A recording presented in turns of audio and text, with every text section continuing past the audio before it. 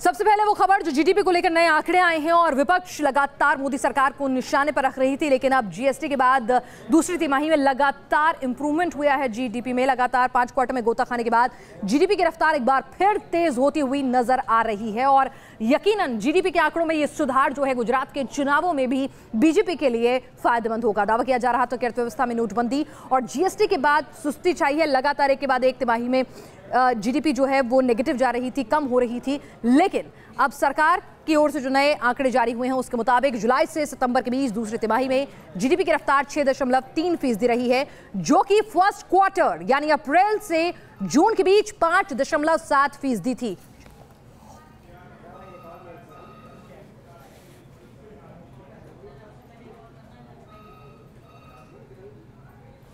दूसरी तिमाही में मैन्युफैक्चरिंग सेक्टर का प्रदर्शन भी शानदार रहा। दूसरी तिमाही में यह ग्रोथ 7% हो गई है, जो पहली तिमाही से महज 1.2% थी। माइनिंग सेक्टर की ग्रोथ पहली तिमाही में नेगेटिव 0.7% से बढ़कर 5.5 हो गई थी। वहीं औद्योगिक विकास दर की रफ्तार 5.9% से कम होकर 5.8% हो गई। वहीं रियल एस्टेट की रफ्तार में भी गोता साफ नजर आ रहा है, जो 6.4% से घटकर कम हो गई। लेकिन सरकार को उम्मीद है कि ये तेजी अर्थव्यवस्था के अच्छे दिन जरूर लेकर आएगी और जाहिर सी बात है कि ये आंकड़े गुजरात के चुनाव प्रचार के दौरान भी सरकार की, बीजेपी की मदद करेंगे।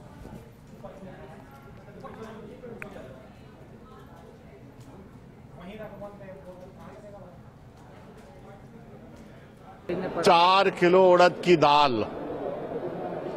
1 किलो टमाटर के बराबर है। ऐसा कभी नहीं हुआ। 1 किलो टमाटर जितने दाम पे आते हैं उतने में 4 किलो उड़दा की दाल मिल जाती है। ऐसे नहीं चलता।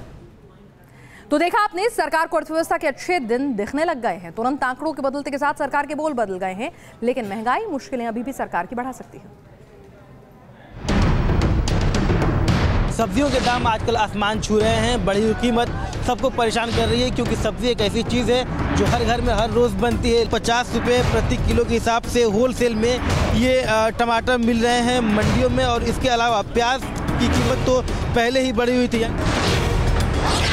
लखनऊ में भी सब्जियों के भाव खा रहे हैं। टमाटर की कीमत 60 रुपये और प्याज 50 रुपये किलो बिक रही है।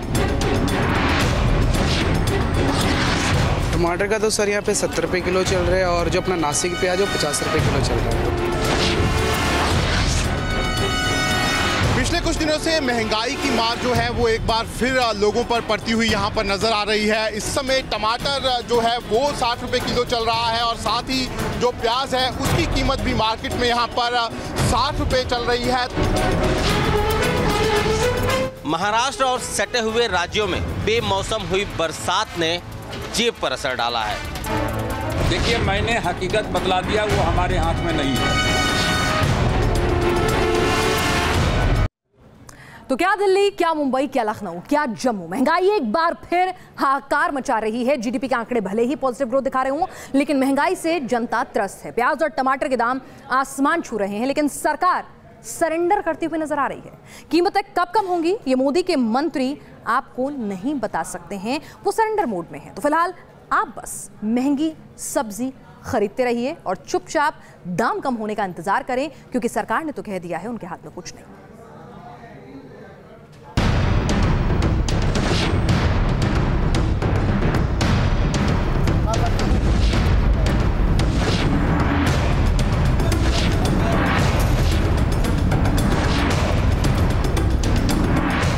कहीं 50, कहीं 60, कहीं 70 और कहीं 80। सर्दियों के मौसम में प्याज टमाटर की कीमतें सुनकर ही कान सुर्ख हो जा रहे हैं। अब प्याज बिना तड़का कहाँ और टमाटर बिन सब्जी कैसी। लेकिन जनाब, सवाल सिर्फ सब्जी की छौंक का नहीं, अब तो नौबत थाली से सब्जी के गायब होने की आ गई है। हम ज्यादा नहीं कहेंगे, क्योंकि कीमतों में लगा तड़का तो आप भी जानते ही हैं। हम तो बस आपको वो सुना देते हैं जो मोदी के मंत्री कह रहे हैं। अब देखिए, अब हमने कहा, सुनिए एक मिनट है। अब इतना सबसे बड़ी बात है, जब हम आपको कह रहे हैं कि हमारा क्या कहते हैं कि नफेड जो है वो 32 रुपये में नासिक में खरीद रहा है, और आप कह रहे हैं कि बम्बई में क्या कहते हैं कि 90 रुपये में बिक रहा था, हम उसमें क्या कर सकते हैं। रामविलास पासवान मोदी सरकार में खाद्य आपूर्ति मंत्री हैं। पासवान ये बताने में असमर्थ हैं कि कीमतें कब कम होंगी, लेकिन ये जरूर बता रहे हैं कि कीमतें कम करने के लिए सरकार ने किया क्या है। सरकार ने नेफेड से महाराष्ट्र के नासिक और राजस्थान के अलवर से प्याज खरीदकर उसे सप्लाई करने को कहा है। नेफेड अब तक 1000 टन प्याज खरीद भी चुका है।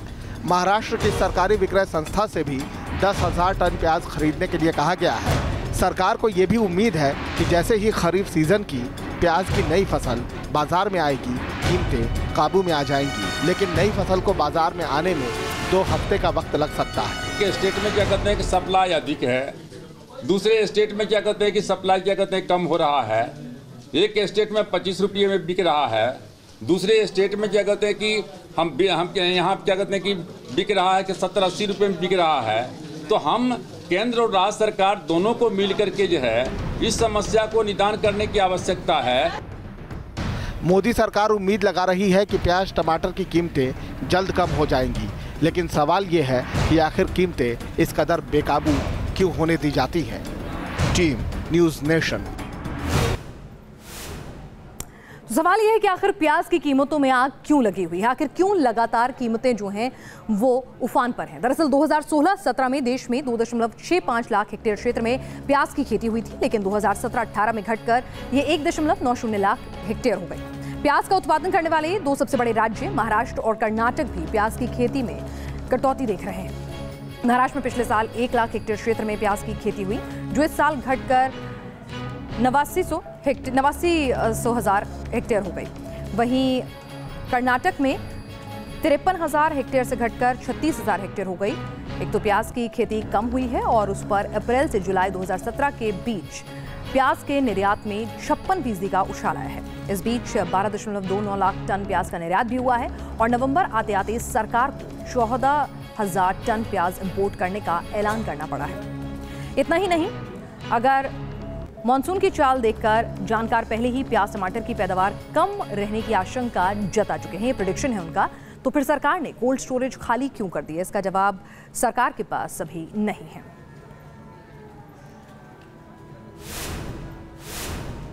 सावधानी किसी दुर्घटना को टालने के लिए बेहद जरूरी है, लेकिन सवाल यह है कि हमारी बहू बेटियों की सुरक्षा सिर्फ सावधानी के भरोसे ही है या सावधानी की सलाह देकर ही सुनिश्चित की जा सकती है।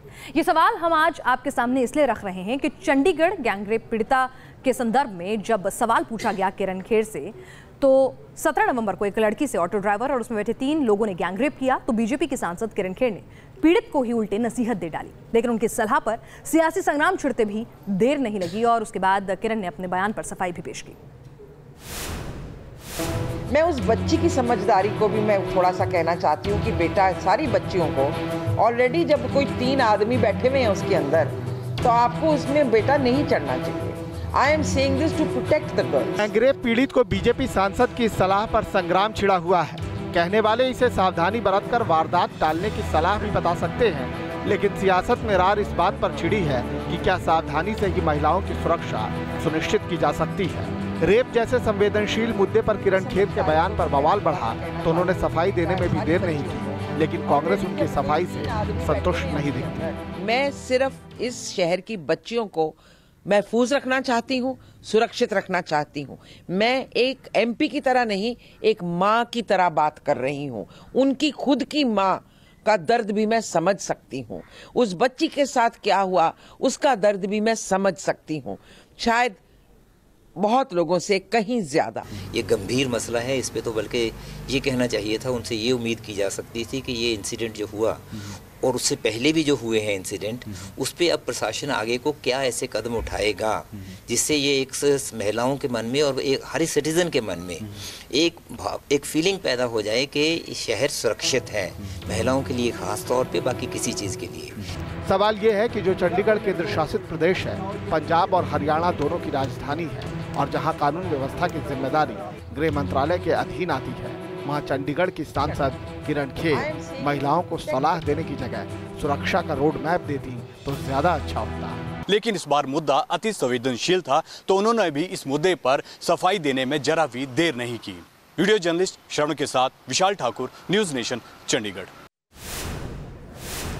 और अब बात राहुल की ताजपोशी से जुड़े विवाद की करते हैं। कांग्रेस नेता शहजाद पूनावाला ने बागी रुख अख्तियार कर लिया है। पूनावाला ने इल्जाम लगाया है कि कांग्रेस अध्यक्ष पद का चुनाव फिक्स है। हालांकि कांग्रेस ने पूनावाला के इल्जामों को तुरंत बेबुनियाद बता दिया।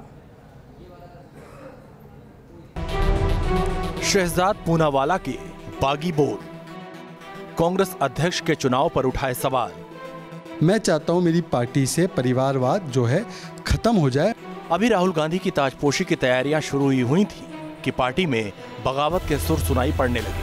खास बात यह है कि जिस नेता ने राहुल गांधी को कांग्रेस अध्यक्ष बनाए जाने पर प्रश्न चिन्ह लगाया, उनका सीधा रिश्ता राहुल गांधी के खानदान से। ये हैं शहजाद पूनावाला। इन्हें राहुल गांधी के कांग्रेस अध्यक्ष बनाए जाने के प्रस्ताव पर क्या ऐतराज है, ये आप भी सुनिए। तो ये संवैधानिक प्रक्रिया के खिलाफ है। तो इससे जो रिजल्ट निकलेगा वो चुनाव नहीं होगा, वो चयन होगा। दूसरी बात, राहुल जी चुनाव लड़ेंगे, वो वाइस प्रेसिडेंट से लड़ेंगे। उनको वाइस प्रेसिडेंट इलेक्ट तो नहीं किया, वो सिलेक्ट होके वाइस प्रेसिडेंट बने।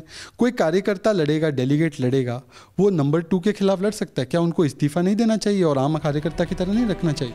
शहजाद पूनावाला ने अंग्रेजी के 2 शब्द कहे, इलेक्शन और सिलेक्शन। डिक्शनरी के मुताबिक इलेक्शन का मतलब है चुनाव और सिलेक्शन का मतलब है चुनाव यानी चयन। लेकिन सियासत के शब्दकोश में शब्दों के अपने मायने होते हैं और इन्हीं मायनों की अपनी राजनीति में। यहाँ शहजाद पूनावाला ने इन दोनों अल्फाजों के मार्फत कांग्रेस के आंतरिक लोकतंत्र पर उंगली उठाई, वंशवाद की ओर संकेत किया और ये जताने की कोशिश की कि कांग्रेस अध्यक्ष पद के लिए हो रहा चुनाव महज दिखावा है। मैं चाहता हूं मेरी पार्टी से परिवारवाद जो है खत्म हो जाए। महात्मा गांधी की उसूलों की पार्टी महात्मा गांधी के उसूलों पे चले। इसमें क्योंकि परिवारवाद को इतना बढ़ावा दे दिया गया है और इसमें पूरी प्रक्रिया जो चुनाव की है उसको चयन की प्रक्रिया बना दिया गया, इलेक्शन को सिलेक्शन बना दिया गया है, रिग हो गया है पूरा सिस्टम। इसके खिलाफ मैंने पत्र अपने लीडर को लिखा था, वो लीक किया गया मीडिया को। तो मैं आपको खुले में कह रहा हूँ कि मैं व्यवस्था, परिवारवाद वाली व्यवस्था के खिलाफ हूँ। शहजाद पूनावाला पार्टी के युवा नेता और महाराष्ट्र कांग्रेस के सचिव हैं, लिहाजा उनके बयान की अपनी अहमियत है। लेकिन सियासत का तकाजा है कि कांग्रेस इसे डाउन प्ले करने की कोशिश में जुटी है। यहाँ तक कि खुद शहजाद पूनावाला के भाई तहसीन पूनावाला भी इस बयान से किनारा करते नजर आए। मतलब भाईचारा अपनी जगह और पॉलिटिक्स अपनी जगह। कहीं कभी ऐसी कोई बात नहीं हुई कि शहजाद नाराज था या ऐसी कोई बात थी जिससे उसे पार्टी फोरम में आगे ले जाना था। और मैं आपके माध्यम से बहुत बड़े स्पष्ट रूप से ये कहना चाहता हूँ कि मेरी मम्मी, मेरी वाइफ और मैं अब शहजाद से कोई ताल्लुकात नहीं रखते। जिन बातों को उसने सामने रखा है हम उससे बिल्कुल इत्तेफाक नहीं रखते। गुजरात चुनाव के बीच शहजाद के बयान ने जहां कांग्रेस को असहज कर दिया, वहीं वंशवाद के मुद्दे पर कांग्रेस को घेरने वाली बीजेपी को बैठे बिठाए एक हथियार मिल गया है। बेंगलुरु से वीडियो जर्नलिस्ट सूर्या के साथ यासिर मुश्ताक और दिल्ली से वीडियो जर्नलिस्ट जयराम के साथ अरविंद सिंह, न्यूज़ नेशन। पद्मावती पर जारी संग्राम थमने का नाम नहीं ले रहा है। कई हफ्तों से जारी हंगामे और प्रदर्शन के बाद कई राज्यों में फिल्म बैन हो चुकी है। इस बीच आज दिल्ली में फिल्म के डायरेक्टर संजय लीला भंसाली और सेंसर बोर्ड के अध्यक्ष प्रसून जोशी की संसदीय कमेटी के सामने पेशी हुई, जिसमें फिल्म से जुड़े विवादों पर चर्चा की गई।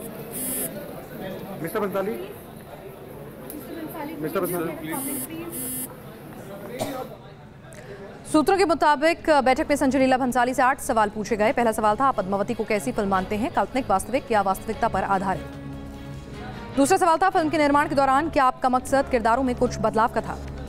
तीसरा सवाल जो उनके सामने रखा गया, क्या आपने रिलीज से पहले किसी खास समुदाय को फिल्म दिखाने का वादा किया था? चौथा सवाल, अगर फिल्म से किसी समुदाय को ठेस पहुंचती है तो क्या आप इसमें बदलाव कर सकते हैं? पांचवा सवाल, जब विरोध शुरू हुआ तो क्या आपने किसी ग्रुप से मिलने की कोशिश की? इसके बाद छठा सवाल, क्या आप ये सोचकर तो फिल्म में बदलाव नहीं करना चाहते कि विरोध से फिल्म को फायदा हो सकता है?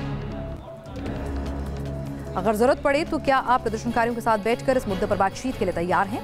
ये उनका 7वां सवाल था। और 8वां सवाल था कि आपने फिल्म में ऐतिहासिक किरदारों पर कोई आपत्तिजनक सीन फिल्माया है?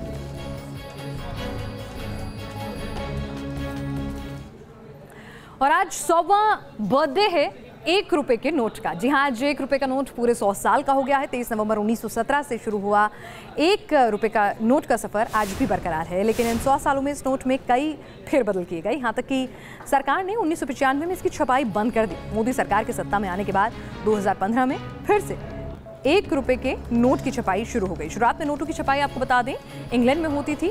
नोट से पहले चांदी के सिक्के का होता था 1 रुपया। प्रथम विश्व युद्ध के दौरान चांदी महंगी हुई तो फिर जारी हुआ ये 1 रुपए का नोट। 1926 और 95 में भी इसका चलन बंद हो चुका था। 100 सालों में करीब 125 तरह के अलग अलग नोट जो हैं वो चलन में आए हैं 1 रुपए के।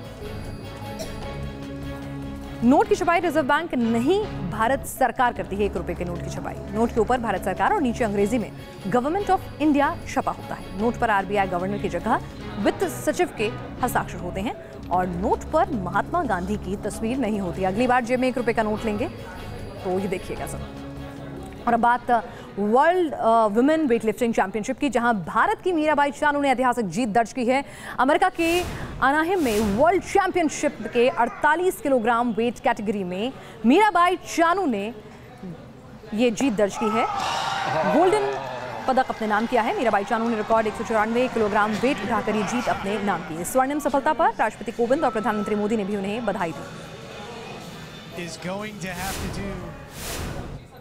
देश दुनिया की हर अहम खबर के साथ नेशन व्यू में आज के लिए बस इतना ही।